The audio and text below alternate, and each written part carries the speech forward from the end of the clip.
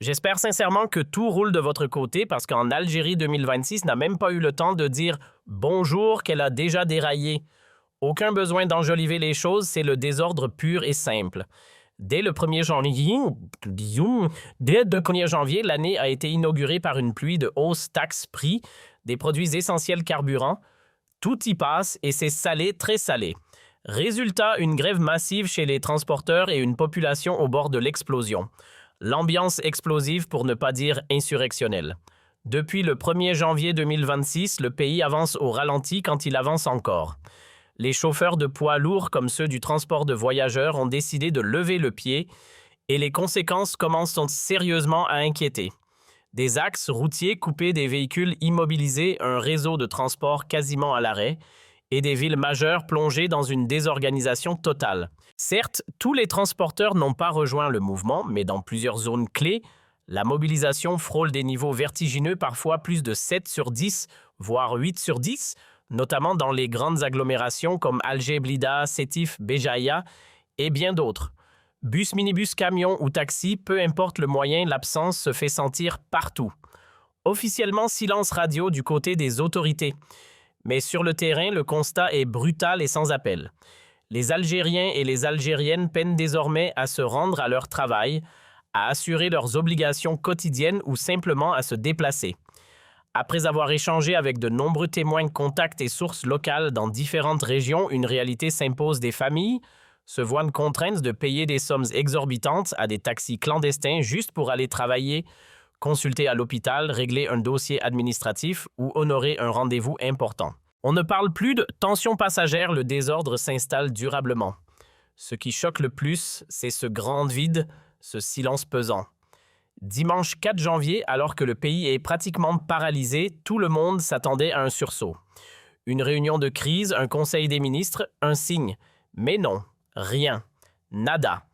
Pourtant, les chiffres parlent d'eux-mêmes. Entre 70 et 80% des conducteurs qui transportent des passagers ou des marchandises ont déserté la route. Et il faut le rappeler, ce ne sont pas juste des camions, ce sont les veines logistiques du pays. 80% des produits de base, nourriture, carburant, médicaments arrivent grâce à ces poids lourds.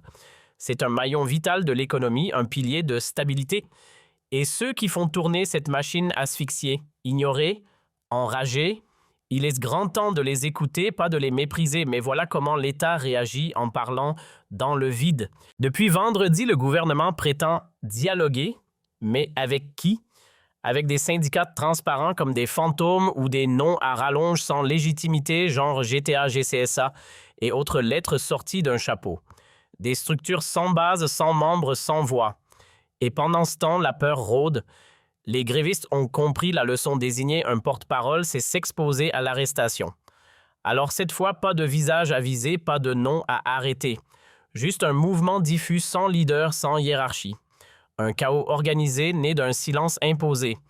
Quand on passe des années à démolir tout ce qui ressemble de près ou de loin à une voix libre, syndicats indépendants, ONG, presse, critiques, structures citoyennes, il ne faut pas s'étonner du résultat. Aujourd'hui, il ne reste plus que des coquilles vides, des façades d'organisation qu'on aligne comme des figurantes GTA, GSS, GCC, Confédération des artisans syndicats de taxis ou de bus, des noms ronflants mais derrière du vent. Aucune légitimité, aucun écho auprès de ceux qu'ils prétendent représenter. On les appelle partenaires sociaux, mais même leur base ne sait pas qu'ils existent. Et pendant ce temps-là, la rue boute. On est déjà au 4e jour de grève. Enfin, officiellement, elle a démarré le 1er, mais c'est le 2 que tout s'est emballé. Aujourd'hui, on est le 5 janvier 2026 et le pays ressemble à un moteur sans carburant. Étudiants, ouvriers, retraités, enfants malades, tous bloqués. Plus de 12 millions d'Algériens dépendent chaque jour des transports publics pour vivre, bosser, étudier, se soigner, se déplacer tout simplement. Et aujourd'hui, cette masse silencieuse est à l'arrêt, prise en otage d'un système qui refuse d'écouter sa propre population. Ce qu'on vit, ce n'est pas un simple ralentissement, c'est un blocage pur et dur. Les routes sont désertes, les gares sont silencieuses et ne comptez pas sur le train, le réseau ferroviaire en Algérie est presque symbolique et les métros ou tramways encore moins. Une poignée de kilomètres par-ci par-là, rien de plus.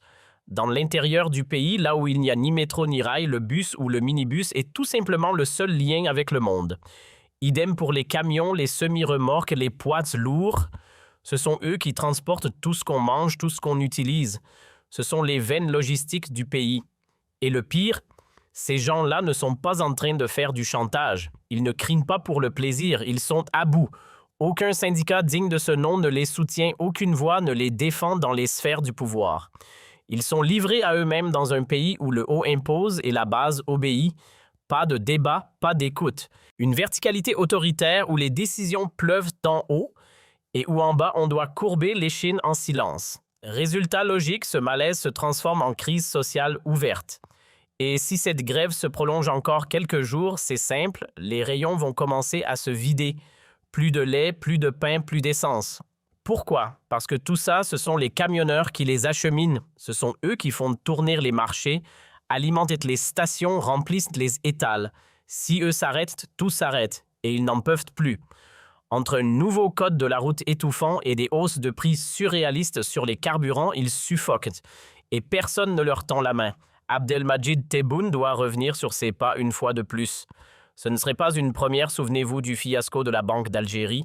Il avait déjà dû dégager son gouverneur et faire machine arrière sur cette idée complètement lunaire d'interdire l'usage du cash dans les commerces. Une décision tellement déconnectée qu'on aurait cru à une parodie bureaucratique irréalisable, absurde et franchement à côté de la plaque. Et la rébellote. Il faut absolument qu'il intervienne pour stopper net cette flambée des prix du carburant. Sérieusement augmenter de 33% le tarif du GPL, c'est du jamais vu. Pour les chauffeurs de taxi et tous les pros qui carburent au GPL, c'est un coup de massue. Le plein était déjà cher, maintenant c'est carrément inabordable. Mais ce n'est pas tout. Il faut le répéter encore et encore jusqu'à ce que ça rentre. Les pièces détachées sont hors de prix. Et quand elles ne sont pas inaccessibles financièrement, elles sont tout simplement introuvables. Même galère avec les pneus. Résultat, le pouvoir d'achat des Algériens est en chute libre. Libre de ne plus rien pouvoir acheter. Et du côté des professionnels du transport, c'est la descente aux enfers. Leurs bénéfices se sont évaporés purement et simplement. Entre les coûts qui explosent et les revenus qui stagnent, leurs marges font comme neige au soleil. Certains travaillent à perte juste pour survivre. Même s'ils augmentaient leurs tarifs demain matin, ça ne tiendrait pas la route. Si les chauffeurs de taxi décidaient de faire payer le plein tarif pour compenser l'explosion du prix des carburants, le taxi deviendrait un privilège réservé aux plus riches. Et les conducteurs, eux non plus, n'y gagneraient pas grand-chose. À la fin, tout le monde perd. Prenons un exemple simple, vouloir louer un camion pour transporter des marchandises, c'est déjà un luxe. Le moindre ajustement de prix dans ce secteur a un effet domino immédiat sur l'inflation. Même si les transporteurs révisent leurs grilles tarifaires à la hausse, ils ne font que survivre, gagner. C'est un mot qui n'a plus de sens pour eux. Pour être vraiment dans les clous, c'est-à-dire couvrir leurs frais et dégager un maigre profit, ils devraient augmenter leurs tarifs de plus de 40%. Oui, 40%, c'est colossal. Mais imaginez un instant ce que ça implique une telle hausse, ce serait une bombe à fragmentation pour l'économie. Les coûts de transport exploseraient, les produits de base grimperaient en flèche. Et qui paiera l'addition, toujours les mêmes, les citoyens ordinaires déjà au bord du gouffre. Et pourtant, si ce bras de fer entre les transporteurs et l'État débouche enfin sur des solutions réelles, alors ce sont justement ces citoyens oubliés qui auront tout à y gagner. Car derrière cette colère, il y a un seul espoir: préserver ce qui reste de leur pouvoir d'achat. Mais soyons honnêtes, 2 secondes, est-ce que quelqu'un ici croit sérieusement que les citoyens vont pouvoir encaisser ça, payer un ticket de bus plus cher, monter dans un taxi, hors de prix, acheter du pain, du lait ou de l'huile au tarif boosté par les hausses de transport? On marche sur la tête. À un moment, il faut juste se poser une question simple: est-ce que c'est réaliste? Et c'est là que B doit sortir de son silence. Il est temps qu'il prenne ses responsabilités, qu'il pose des actes. Première chose à faire retirer cette hausse absurde des prix du carburant. Franchement, ce n'est ni le lieu ni le moment, c'est brutal, mal dosé et complètement hors sol. Une petite hausse de 2% passe encore, 3%, 7% pour le gasoil, allez, admettons. Mais là, on parle d'un saut de 33 à 34% sur le GPL, c'est juste énorme. Et franchement, personne n'était prêt. Déjà que les Algériens se battent chaque jour contre une inflation galopante, contre des rayons à moitié vides et contre une vie de plus en plus chère. Et voilà qu'on rajoute une couche, on appuie encore plus là où ça fait mal. C'est de la misère qu'on amplifie, de la souffrance qu'on creuse, et ce n'est que le début. Attendez de voir ce que cache la loi de finances 2026. De nouvelles taxes partout. Sur l'électricité, sur les habitations et même pour passer la frontière vers la Tunisie, le moindre centime est traqué. Tout devient payant. Tout devient lourd. Parlons franchement du nouveau code de la route, il faut appuyer sur pause. Le texte mérite d'être gelé, repensé, rediscuté. Car oui, sur le fond, son intention n'est pas mauvaise, il veut mettre un frein aux comportements dangereux, sécuriser les routes, éviter les drames. Et sur ce point, personne ne dit le contraire, la rigueur quand elle sauve des vies est bienvenue. Mais là où ça coince et sévèrement, c'est sur le montant des amendes. C'est du délire pur et simple. Ceux qui ont rédigé ce code n'ont clairement pas mis un pied dans la réalité algérienne, ils ne vivent pas ici, ça se voit. Parce que pour oser imposer des sanctions financières qui atteignent jusqu'à 50% du SMIC, il faut soit vivre dans une bulle dorée, soit n'avoir aucune idée de ce que gagne un citoyen lambda. Franchement, dans quel pays développé inflige-t-on des amendes aussi astronomiques à des gens qui gagnent à peine de quoi vivre? C'est du jamais vu. Une moitié de salaire pour une infraction. C'est une peine financière, pas une contravention. Et le pire dans tout ça, ce code a été voté discrètement le 24 décembre pendant que tout le monde pensait au réveillon. Il n'est même pas encore publié dans le journal officiel, donc pas encore entré en vigueur. Il pourrait encore être retiré. Il n'est pas trop tard pour rattraper cette absurdité. Ce texte-là, il ne faut pas simplement le corriger, il faut le démonter pièce par pièce. Geler son application est une nécessité absolue, le retravailler de fond en comble est indispensable. Car même si l'intention de départ peut sembler noble, le véritable scandale, ce sont les sanctions pécuniaires délirantes qu'il prévoit. C'est là que tout part en vrille. Prenons un exemple parmi tant d'autres, une vitre sale, bim, 3000 dinars d'amende. Oui, tu as bien entendu, 3000, pour un pare-brise poussiéreux, ce qui représente selon le salaire minimum algérien plus de 10%, voire jusqu'à 15% du SMIC. Imagine-t-on ça en France? Monsieur, votre vitre est sale, ça fera 200 €. N'importe quoi. On est en plein délire réglementaire, une amende raisonnable. Allez, 300-500 dinars à la limite, mais 3000 c'est grotesque. Et ce n'est pas fini. Une plaque d'immatriculation à moitié effacée ou mal fixée, là encore 5000 dinars, soit plus de 20% du salaire minimum. Tu veux calmer les automobilistes ou les ruiner? Il faut se poser la bonne question, dans quelles conditions vivent les Algériens aujourd'hui? Quel est leur pouvoir d'achat réel? Parce que 5000 dinars, ce n'est pas rien, surtout dans un contexte où le coût de la vie explose depuis 2021 et où les salaires, eux, restent au point de mort. Et attention, on ne parle pas ici des fonctionnaires de l'État. On parle de la majorité silencieuse, ces 65% de travailleurs du secteur privé, ceux qu'on oublie toujours, ceux qui n'ont ni prime ni sécurité. C'est à eux qu'on demande de payer. La réalité algérienne, c'est ça, la majorité des travailleurs ne sont ni fonctionnaires ni protégés. Ils bossent dans le privé ou pire dans l'informel, sans contrat, sans sécurité, sans garantie. Les chiffres parlent d'eux-mêmes, à tout casser la fonction publique regroupe 3 millions, peut-être 3-5 millions de personnes en comptant large. Et encore, si on enlève les vacataires, les contractuels et les précaires, il reste à peine 3 millions qui tiennent un poste stable. Mais tous les autres, des millions de citoyens hommes et femmes vivent avec des salaires coincés entre 30 000 et 40 000 dinars. Et à eux, on ose infliger des amendes de 3 000, 4 000, voire 5 000 dinars juste pour une plaque un peu tordue. Attends, c'est pas fini. Priorité piéton non respecté, 5 000 dinars. Dépassement de vitesse, 5 000 encore. Tu ne mets pas ta ceinture, hop, 8 000 dinars. Pas de casque sur un 2 roues, 8 000 aussi.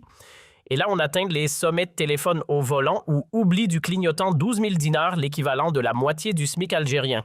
Oui, tu as bien lu, tu oublies ton clignotant et bam, 12 000 dinars. Juste pour un geste qu'on oublie parfois machinalement. Et ça continue pas de contrôle technique à jour, 12 000 dinars. Un enfant de moins de 8 ans sur une moto, pareil, 12 000. C'est devenu de la science-fiction tarifaire. Ces montants ne sont pas des sanctions, ce sont des coups de massue économiques. Sérieusement, qui a cru que c'était une bonne idée de coller des amendes qui valent la moitié d'un salaire minimum? Si le SMIC en Algérie tournait autour de 50 000 ou 60 000 dinars à la rigueur, pourquoi pas? Mais là, on parle de 24 000 dinars à peine revalorisés récemment et encore sous pression. Et on vient dire aux citoyens, tiens, voilà une prune à 12 000 dinars, bon courage. Ce n'est plus de la dissuasion, c'est de la ruine organisée. À ce rythme, tout le monde va finir en banqueroute. Et attention, je ne dis pas qu'il ne faut pas sanctionner. Oui, il faut de la fermeté, surtout sur la route. Mais 5000 dinars pour une plaque pas bien vissée, d'un coup sans avertissement, à ce tarif, on parle quand même de 20 à 25 du SMIC. Si on veut vraiment faire respecter la loi, alors qu'on commence par être proportionnel, raisonnable, juste, là on tape dans l'absurde. Soyons sérieux 2 minutes. Équipons ce genre de loi complètement déconnectée des responsables qui vivent comme des rois. Logés, nourris, blanchis par l'État, ils évoluent dans une bulle dorée bien loin des réalités de la rue.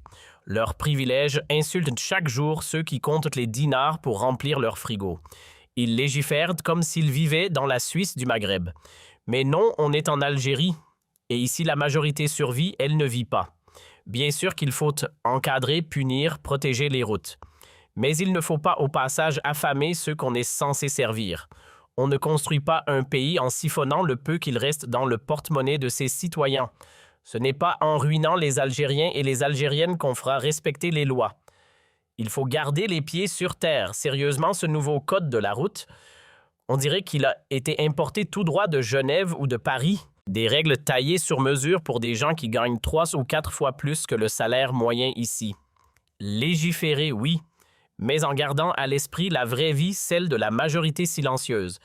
Parce qu'il y a une chose qu'on ne peut pas nier, la réalité sociale algérienne existe. Il faut éduquer, sensibiliser, responsabiliser les conducteurs, bien sûr. Mais venir coller une amende de 8000 dinars pour un clignotant oublié, 12 000 dinars parce qu'on n'a pas mis sa ceinture, allons. On aurait dit que ces lois s'appliquent à un pays où le SMIC est à 200 000 dinars. À ce rythme-là même, respirer coûtera bientôt quelque chose. Une amende à 1200 dinars, ça passe. Mais 12 000, c'est une blague de mauvais goût. Franchement, il est temps que le président Abdelmadjid mette le holà. Il doit s'adresser à ceux qui l'entourent, à ses ministres, à ses technocrates, qui visiblement ont besoin d'un rappel à la réalité. Ils doivent réécrire leur copie. Parce que de là où ils vivent, logés, nourris, servis par l'État, ils ne voient plus les fins de mois difficiles. Leur confort, lui, n'a pas souffert de l'inflation. Mais ce n'est pas le cas du père de famille du quartier populaire. Celui qui élève 3-4 enfants avec un salaire serré comme jamais. Tu lui demandes de payer une amende à 8 000 dinars à 12 000. Il lui reste quoi pour finir le mois? Rien. Nada. Le revenu moyen en Algérie tourne autour de 42 000 dinars. Et on voudrait lui enlever un quart, voire un tiers pour une infraction mineure. C'est cruel. Prenons une calculette et faisons un petit exercice. Un Algérien touche en moyenne 42 000 dinars par mois. Maintenant, imaginons qu'il prenne une amende de 8 000 ou 12 000 dinars. C'est quoi ça? Un tiers de son salaire qui part en fumée juste parce qu'il a oublié son clignotant? Non, mais on parle bien d'un geste banal, pas d'un crime. Et pour une ceinture non bouclée, paf, 15% du salaire moyen qui s'envole. Et je précise bien, on parle de salaire moyen, pas du salaire minimum. La réalité est bien pire. Parce qu'en vérité, une énorme partie de la population ne touche même pas ces fameux 42 000. En fait, ils sont plus de 5 millions à se battre chaque mois avec à peine 35 000 à 40 000 dinars. Et ces gens-là, ils ont une voiture, ils roulent, ils bossent. Alors dites-moi comment ils sont censés survivre à des amendes aussi astronomiques. On leur augmente l'essence, on leur prépare une hausse de l'électricité, on leur colle des taxes à la moindre occasion. Et par-dessus tout ça, on leur balance des contraventions à 12 000 dinars. On est en train de les dépouiller, de les mettre à nu, de les laisser sans rien. Ce n'est plus de la gouvernance, c'est du décapage social. Alors oui, Abdelmadjid Tebboune doit réagir et vite.